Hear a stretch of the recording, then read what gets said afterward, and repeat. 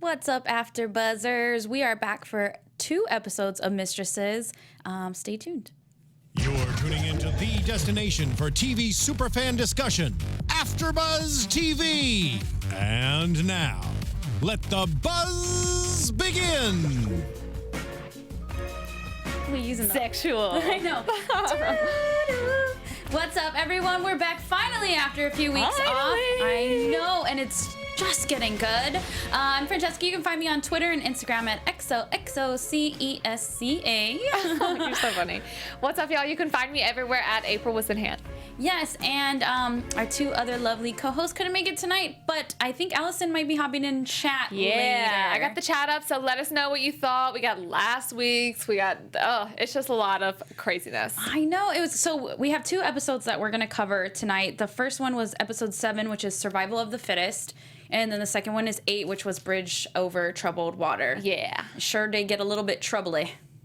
Lots of trouble. I loved episode 7, though. It really was the best, I think, so far this season. Yeah, that's true. Well, and because we got to see so much resolved, even though it was done in a, I don't know, easy-ish way. It was easy. Okay, so let's get into what did you think was the easiest thing? I think we all kind of agreed on. So obviously we're all huge fans of Alec, especially and Quinn specifically.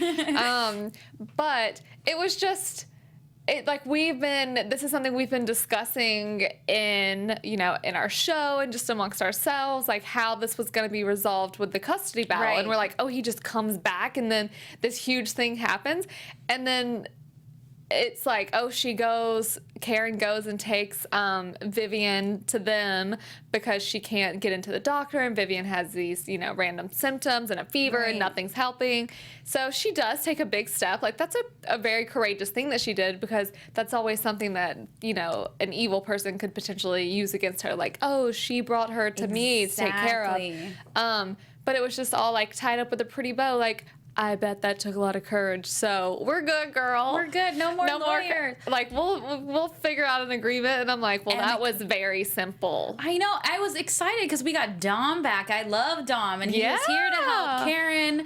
And Alec was pulling out all the stops. He even brought up the past where she had a moment during her pregnancy where she wanted to have an abortion. Right. And I can understand where she's coming from, because not like personally, but like because she, he left her all alone and she's going through this by herself. Like, and you're pregnant with all these crazy emotions. I mean, the fact that he tried to use that against her in this mediation thing is just crazy, because think about it. Like, I'm not sure how old she is, but at her age, by herself, right? It's not a crazy thought for a woman to think like, oh, maybe this is a possibility. Right. So, and maybe she just needed to like get those words out in the world to make her realize, okay, I don't want to do this. Right. We don't know like how she came to that conclusion, obviously, but we know that she didn't do it. And so to use the fact of like someone possibly, their weak thinking moment. of having an abortion or having a weak moment, it's just so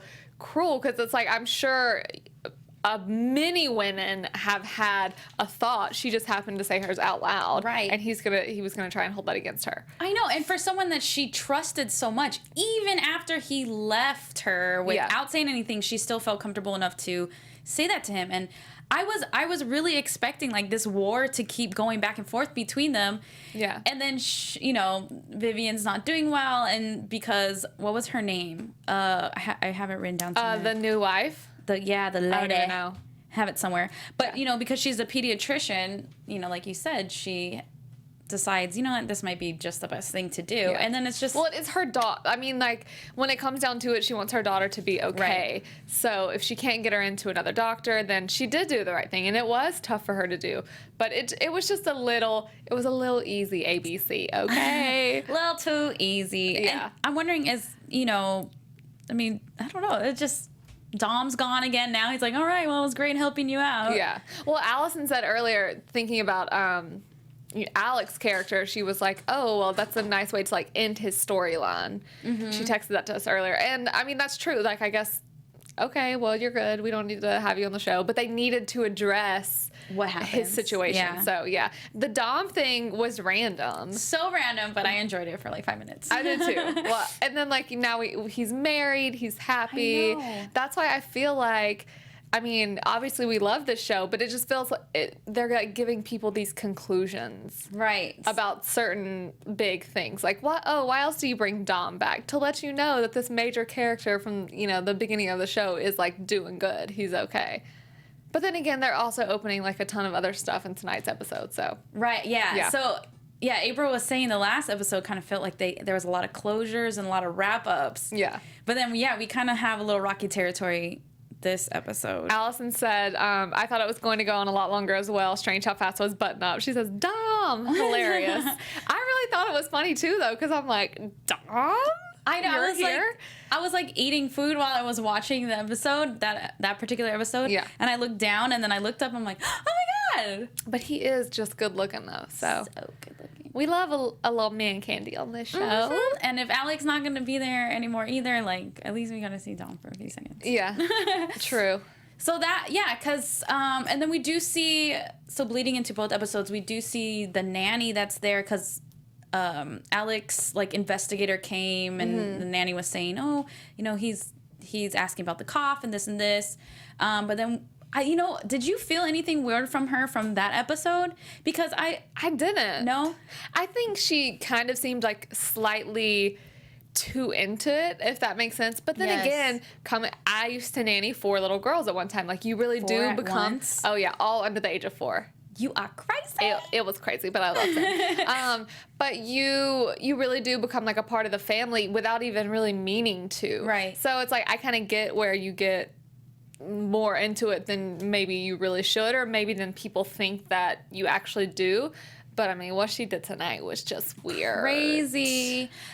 I just had a weird feeling because I thought she was actually like turning over information for Alec's attorneys. Or Yeah. law. That's what I was thinking. So I didn't think that. I didn't Really? think that she would do that. But Allison thought that Karen was going to hook up with Dom. So, I mean, for a second, I kind of did too, and then I was like, I think maybe not.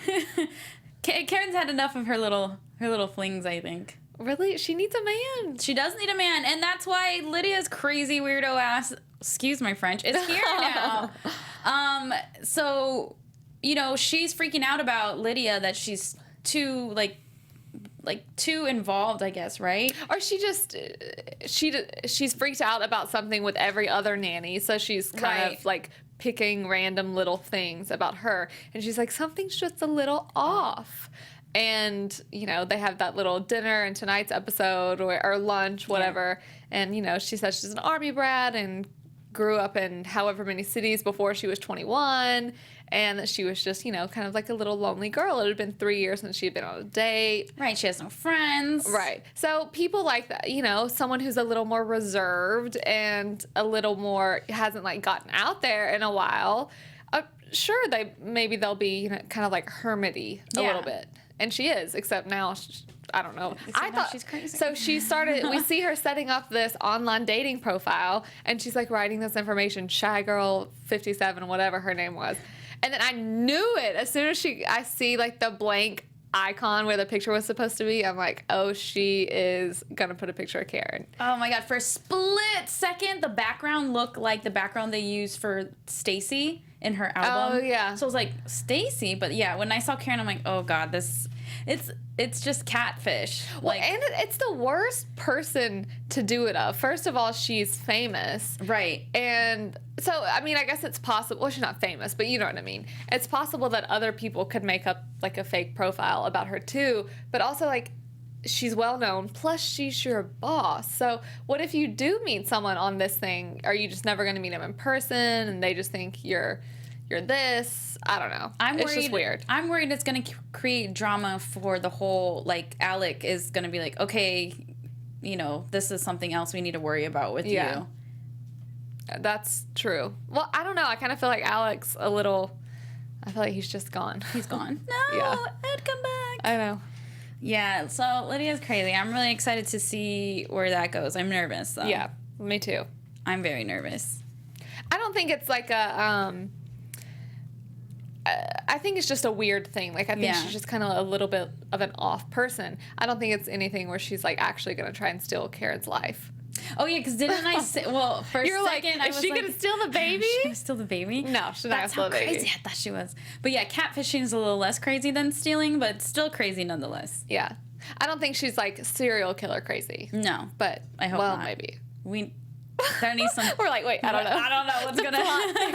Dun, dun, dun. We've had enough murder on the show. We don't need any more. No more. Speaking of, like, murdering and all that, you know, no one's was murdered. But the whole thing with Joss and Reza. I am so proud of you.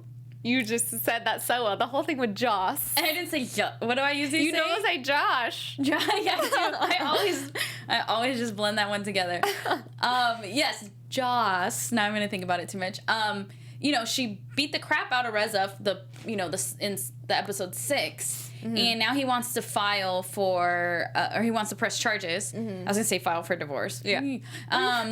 And Joss is not having it. Right. Joss does not want to. Well, he said, Reza said if she apologizes, then he won't. So that's what she doesn't want to do. But this is another thing that was kind of just like, oh, tidied up. Right. Even obviously it's not tidied up because this is causing major problems between Joss and Harry right now.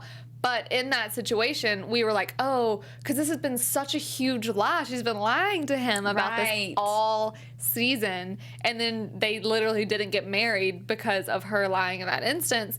And so it was just like, oh, Jonathan's just like, oh, hey, this happened. And, you know, she beat him up and whatever. It just seemed very easy. I was like, oh, I thought this was going to be like a whole huge thing. Like, and, I mean, I guess it's almost better that it's not because it's like, where can all of that go in the sense? Over and over. But it was just like, okay, Jonathan said, Joss beat Reza up because they had a misunderstanding. Then Joss says, nuh-uh, Reza was hitting that girl. And then it's like, okay, well, he said, it was just like. Dun, dun, dun. Yeah. Yeah. My whole thing was, sure, go ahead, press charges. We can the police can pull the hotel footage. But Harry made a good point. He said if Reza feels like he can press charges, that means the girl is willing to corroborate his story. Right. So that, I mean, even maybe there weren't cameras, maybe there were, I don't know. Right. But she's willing to say like, no, it wasn't that big of a deal, and she just attacked him. It'd be too much. It'd probably be too much drama. Yeah. For the show. But it was. I was actually surprised that Harry wasn't like over the top mad about the whole time. Like Joss was lying, and like we said, it was like just closed just over and done with so fast. But I really thought Harry was gonna have like a really hard time with that because he had asked obviously previous episodes like for her to stop going. Yeah, but then I mean, like, it's not, when I think about it, it's saying that you were stopping going to a workout class, but you were actually still going. Not that big of a deal. Yeah. I thought the thing that was going to be huge was the fight. Like, her not telling him directly that that's what happened right then. Not even that the fight happened, but just that she went down and was like, oh no, I don't want to get married yet because I want our family and friends to be here. I thought that was going to be it. But she just she said, you know, it's been really tough since the trial, and obviously didn't give him any information. Right. She's just like glazing over the top. Mm-hmm. But at least she didn't deny it in that moment and told him. But now she's pissed because she expects him to stop working with Jonathan. But it's like a double-edged sword because I get where Harry's coming from. He has worked with this man his entire life, and Jonathan is ultimately just trying to protect his family. But then again, how far do you go to protect your family when they do something really bad? Like, don't they need to learn lessons? But then at the same time, obviously, you know, Joss did what she thought was right. But it's like she is kind of bringing down Harry because it's like, oh, if you're mad, or if I'm mad, then you should be mad too. Right. Now, this is a lot more complex than just like she said my hair was ugly. Right. You know, it has to do with like someone getting beat up.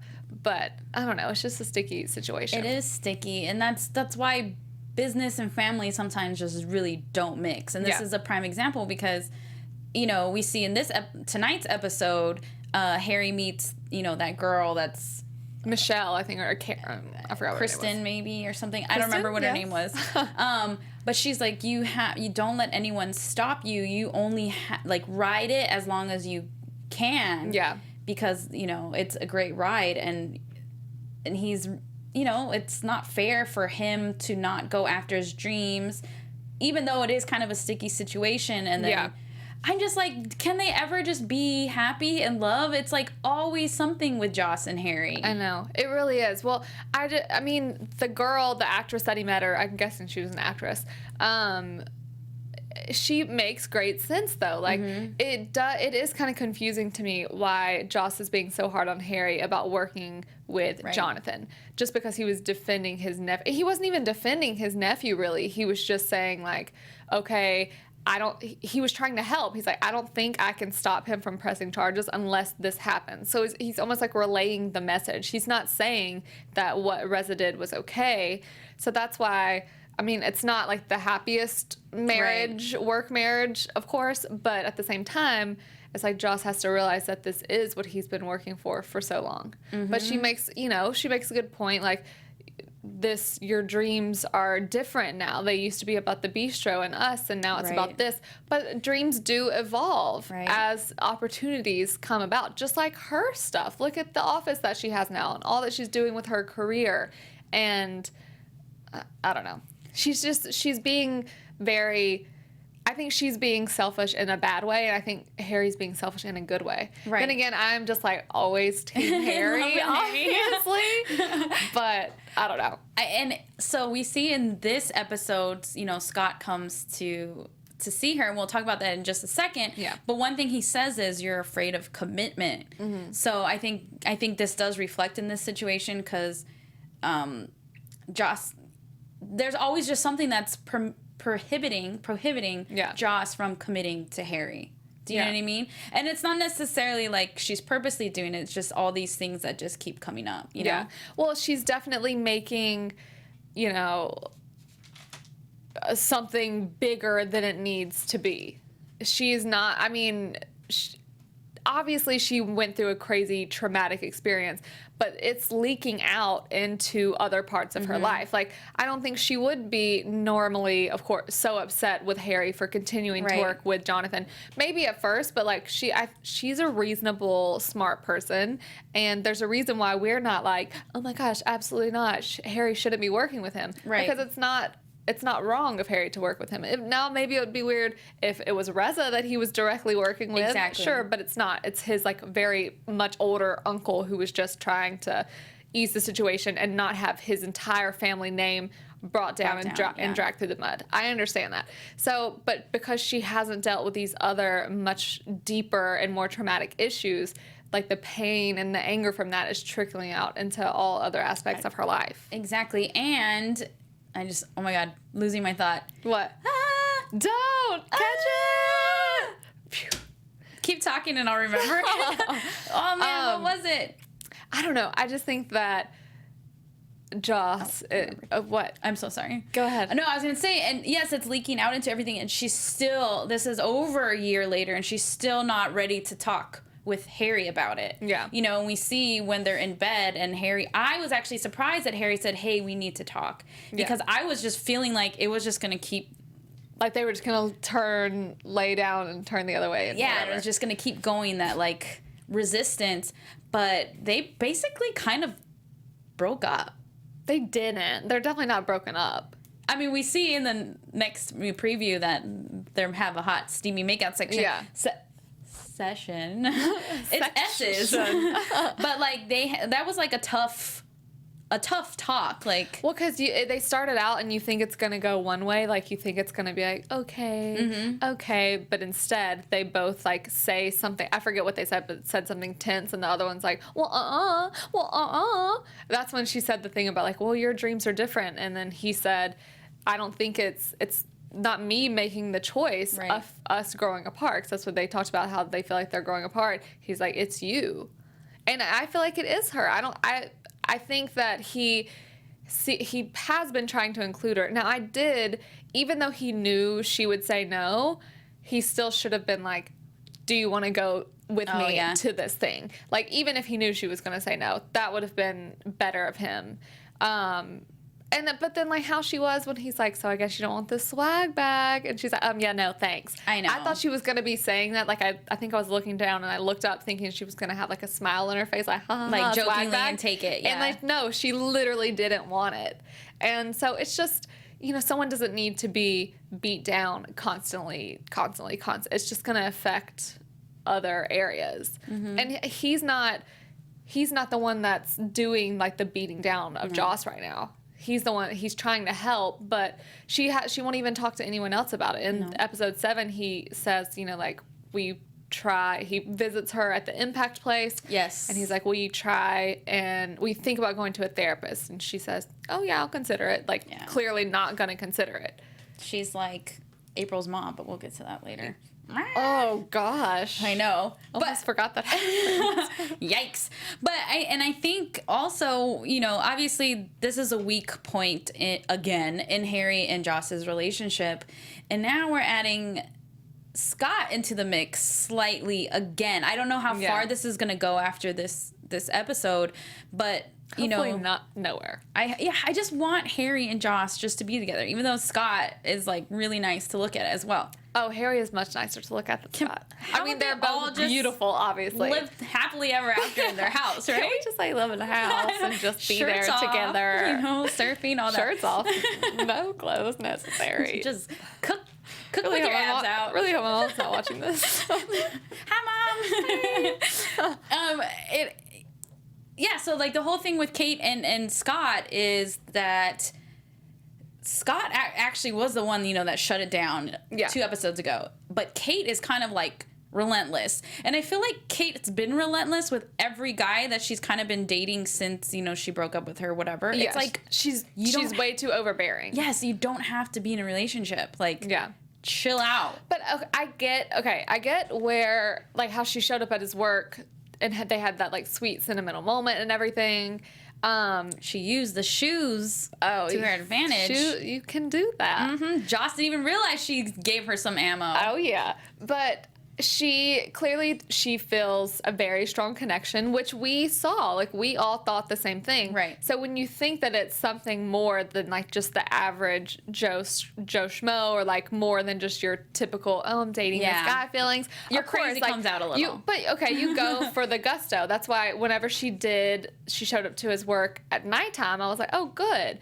And then when she showed up this time during the day and, like, she scheduled a consultation, she even just kind of looked crazy. Like, how he was like, oh, you're here. And she's like, well, I left you a few messages, but you didn't return them, so I made an appointment. I'm like, because he don't want to talk to you. I know, it's like a little obsessed. Like the movie Obsessed, like crazy. But still, even then, I'm like, okay, go for what you want. They have, like, a nice little hookup, and then he says that they have to have Joss and Harry's blessing in order for this to be a thing that they can try.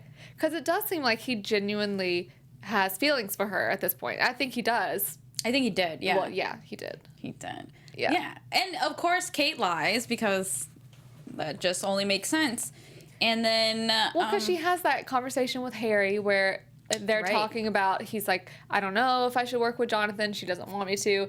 And he's like, she says, just because someone asks you to do something doesn't mean that you have to, ultimately. Right. And she just gave herself her own advice. Yeah. And even she's Harry. Like, oh, great. Bye. And Harry was like, what just happened right now? Because, you know...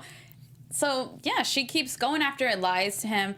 But the second Scott hears that there's a little trouble in paradise with Harry and Joss, he realizes, this was kind of fun, but I just really want Joss. Exactly. But he realizes that only because another thing that was just, like, tidied up. I thought this was going to be a long-running thing of, like, oh, Scott thinks that Joss and Harry know, but... they don't actually know. And then they're at the park, and I think Harry texts her, and he's like, what's going on? Why are you tensing up? And she's like, well, I didn't ask them. I never got the chance.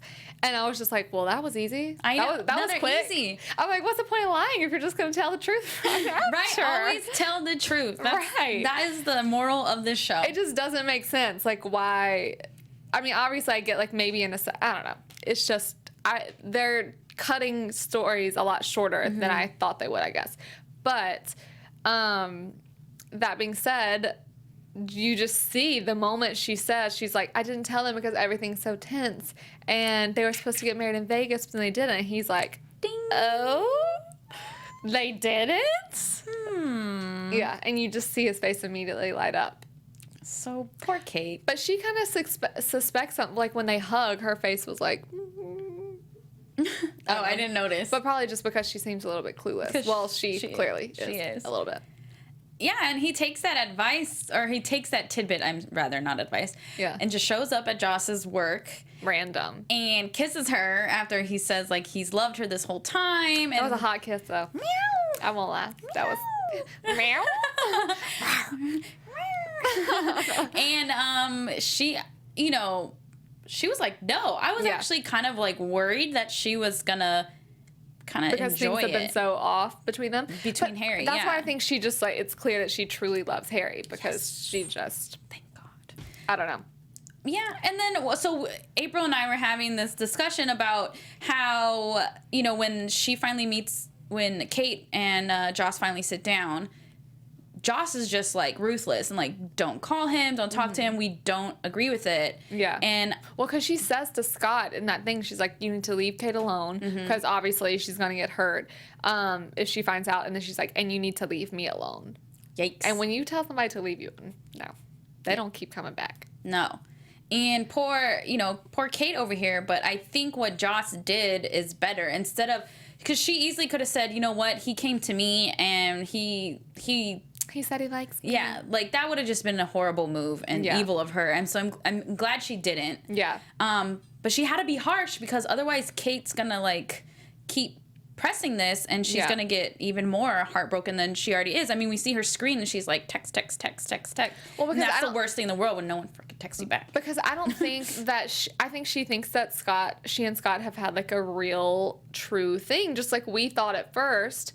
But I'm like, nothing technically is keeping Scott from texting her back. I guess at this point he knows, like, okay, I don't love her, so why would I do that to her?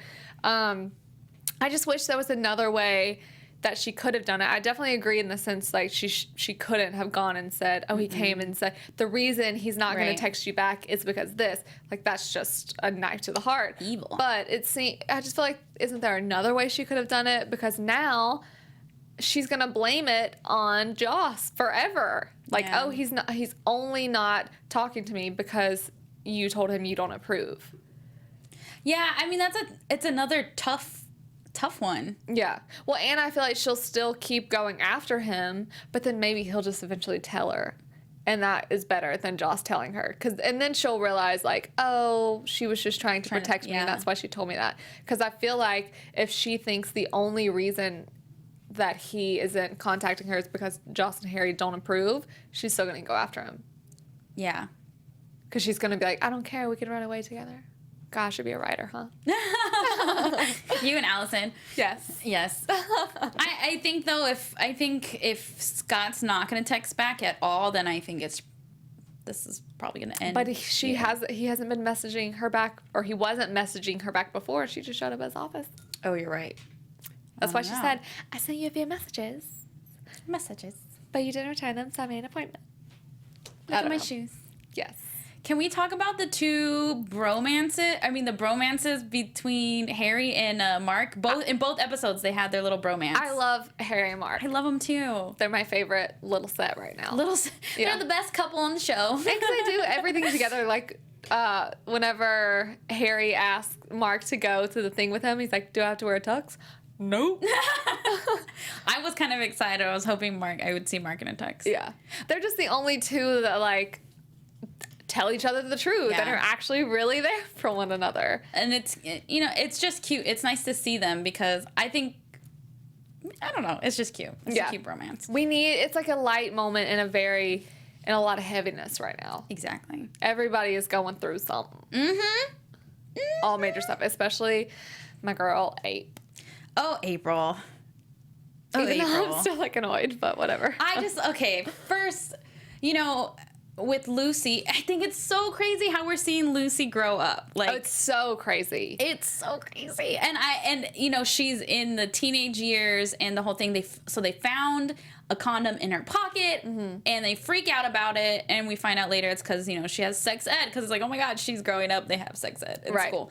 And I was actually really proud of April in that moment that she, you know, they invited Noel over and to kind of read him, even though Mark was like, yeah, I'm gonna know for sure. And then Mark's He's like, give me 20 minutes, I'm good. and he's like, I got no idea. I got nothing. But, you know, she sat down and told her, like, you know, be careful, whatever. And then, you know, we find out that Noel's, like, also hanging out with this other girl. And she has that moment with Lucy where she's like, I don't want to push any of my stuff on you. Yeah. Like, but, you know, you have to go all in and you're going to get hurt and blah, blah, blah. And I thought that was really cute because we've seen them just through the last season and the season before, like, just always, like, arguing and bickering. And it was really sweet. I thought so too. We needed a good, like, mother-daughter sweet moment between them that wasn't so tense and where Lucy wasn't being a freaking brat. I know. Because she is just a brat all the time. I know she's But so I did feel bad for her because it's like, Noel, he's like this little, like, Nerd. oh, my frontal cortex is not fully developed. But he's got a side chick? Like, what in the world? smart as sexy, April. Right? That's true. That's true. I remember in the 5th grade, our teacher, she's like, all these boys that y'all think are nerds, even though I've always liked nerds, she's like, they're going to be the ones all the girls want. Yeah, I mean, eventually. No? Okay, I'm just trying to... I like nerds. I really do. I like smart, though. I like smarts, but not, like, too nerdy. Not like... Yeah. I mean, and Even though I do that with my glasses when I wear them. really? I have to, like, push them up like that. Yay! You gotta add tape in the middle, and then you're good. No. No? Okay. Not Maybe yet. for Halloween. I haven't sat on them yet. And so, okay, this is where April become... back to crazy, doesn't make any freaking sense. April is, we see in the end of the 7th episode that she gets a call while she's on a date night with Mark about Finally having a good time. that someone got in a car accident, and I knew, like, it wasn't Lucy, so I was like, who the hell I thought it was Lucy. is it? I immediately thought it was Really? Lucy, of course. I wasn't thinking like her mom. I wasn't thinking her mom either. That's why I was like so confused. I thought maybe one of the other girls. Yeah. I didn't think it would be Lucy because they just had that like really special moment. That's why I thought it would be Lucy. Right? To like, F this, we're gonna bring it all back down. Ruin it all. Make you cry. Yeah. But it's her mom, and I hate her mom. I don't like her mom Oh, one bit. her mom is so manipulative. And she even manipulated me watching the episode.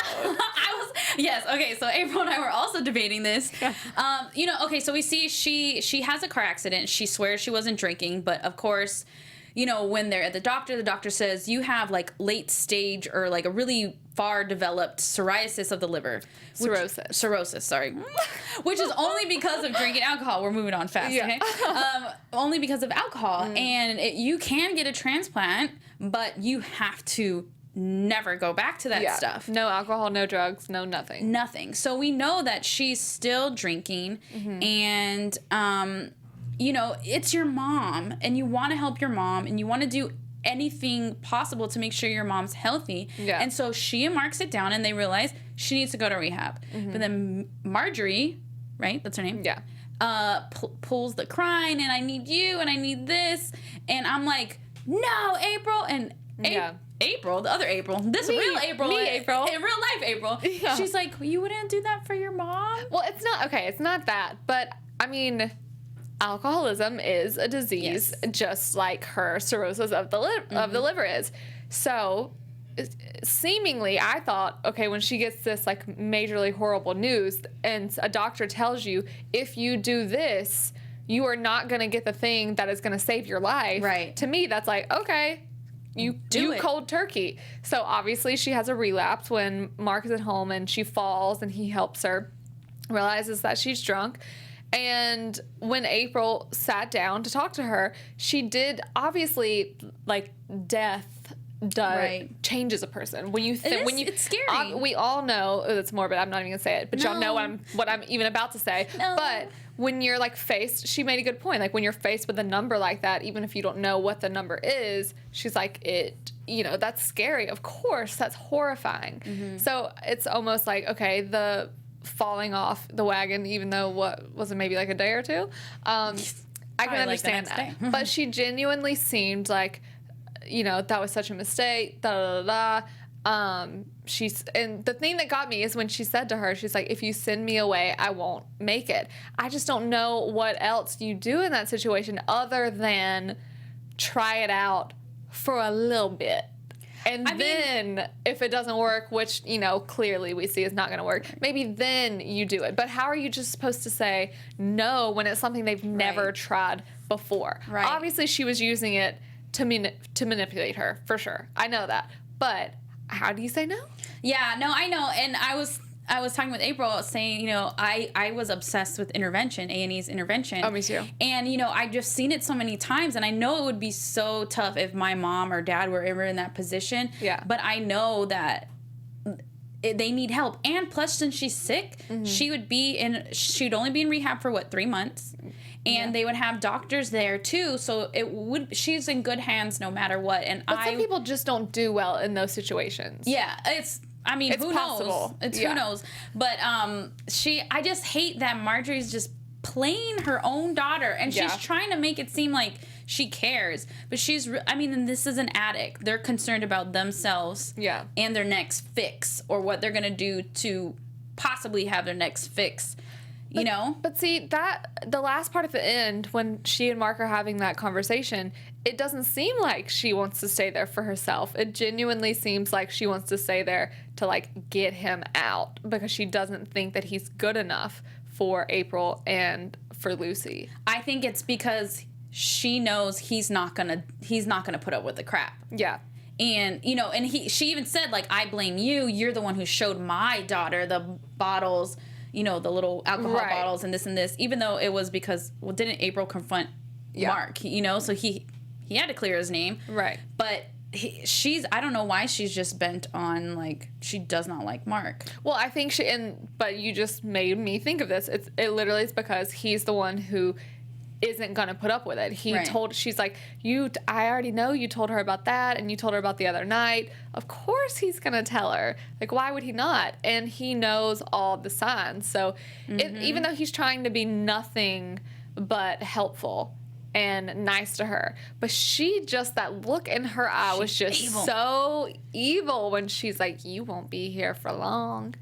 And then April comes around the corner and she's like, yeah, we always win. But she also does make a good point in the sense of, now obviously he's trying to figure out his career or whatever, but she's like, you're not contributing financially whatsoever. You know, that's their beeswax, but he does, like, kind of need a kick in the pants sometimes to get really motivated, because it's something that it's not like April is just completely fine and not stressed out whatsoever about it. Like, that is something that she's stressed about. So she, in a very terrible way, brings up a valid point, but that's also not reason. That's like, okay, this is an issue. Like, let's figure out how to fix this. It's not a reason to be like, oh, you won't be here for long. I know. Sure. And I'm actually worried because, you know, he's trying to be strong for April, and he says, this is not going to end well, but I'm going to do this try for you. Yeah. But I have a feeling this is just going to drive a wedge into them. And we see in episode 7, he's, like, playing a song that Sophia wrote. Yeah. And she's like, I wrote this about my ex. Obviously it's him. They, like, are touching hands at the end. And we don't know if they kissed. I don't think they did. And they just left us hanging. We have no mention of Sophia in this episode whatsoever. So I'm just really worried that this might push a wedge between April. And April already has, obviously, the worst luck with men, too. Yeah. And it's like, come on, can't these people catch breaks? Well, also, though, with April, I mean, Mark brought up really great points to her whenever she approached him and said, like, you know, she had him, like, the goodie bags or whatever. And he's like, you didn't even think to discuss this with me. Like, that is a pretty... Now, I get, like, when it comes to your parent, like, it's pretty much like, okay, we do whatever. You know what I mean? But it is something that she should have been like, this is... what I'm going to do, what I want to do. Right. Before she actually said yes. Yes, because even though they're not married, he's living in their house. Like, that's... Well, they're in a very serious relationship. Exactly. You discuss it no matter what. Yeah, you have to. Yeah. Yeah, so I hate her mom, and she's going to cause a lot of drama. I know. For your mama.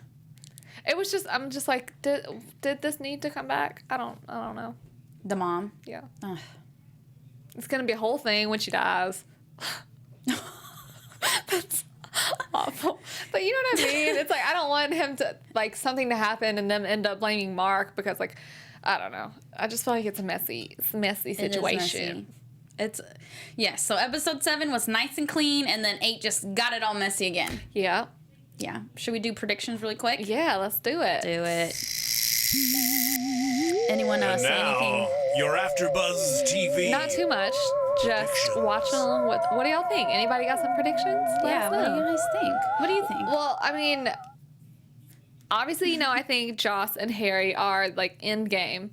But I just think that unless she really talks to someone and gets her feelings out, I can't imagine it being Lasting. good for them anytime soon. And I just think that April's mom is purposely going to drive a huge wedge in between April and Mark, because it's obviously he's not, like, I almost wanted to be like, tell her right now, like, because April and Lucy walked into the room after she just got done saying these terrible, evil things. Like, I want him to tell her that, but I don't feel like he will. No, because no, I don't think so. He wants to be respectful for April and support but also her. if someone just says that to you, like, are you kidding me? I was hoping she would hear it when she came around the corner, but Yeah. But it already seems like they just, like, don't have a sex life. That date was the first time they had gone to dinner in so long, and it's just like they're still a relatively new relationship, and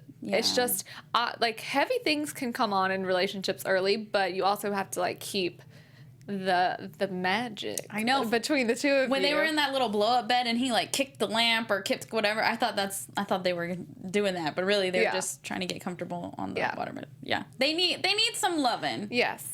Yeah, I'm sexy time. I agree with you. She's just gonna drive a wedge in between them, and I agree that if Joss doesn't, start talking about it with someone other than just therapy or punch therapy, that there's gonna be a lot of trouble. Yeah. Anyone say anything? No. Oh. Well, let us know what y'all think next week then. Yes. Put on YouTube. Leave us comments. We look at them. We'll bring them to our predictions next week. Yes. And I'm happy we're back, and we will see you next Tuesday. April, where can we find you in the meantime? Y'all can find me everywhere at April Whisenhant. And you can find me Twitter, Instagram, XOXOCESCA. We'll see you next week. Bye. From executive producers Maria Menounos, Kevin Undergaro, Phil Svitek, and the entire AfterBuzz TV staff, we would like to thank you for listening to the AfterBuzz TV network. To watch or listen to other after shows and post comments or questions, be sure to visit AfterBuzzTV.com. I'm Sir Richard Wentworth, and this has been a presentation of AfterBuzz TV. Buzz you later. The views expressed herein are those of the hosts only and do not necessarily reflect the views of AfterBuzz TV or its owners or principals.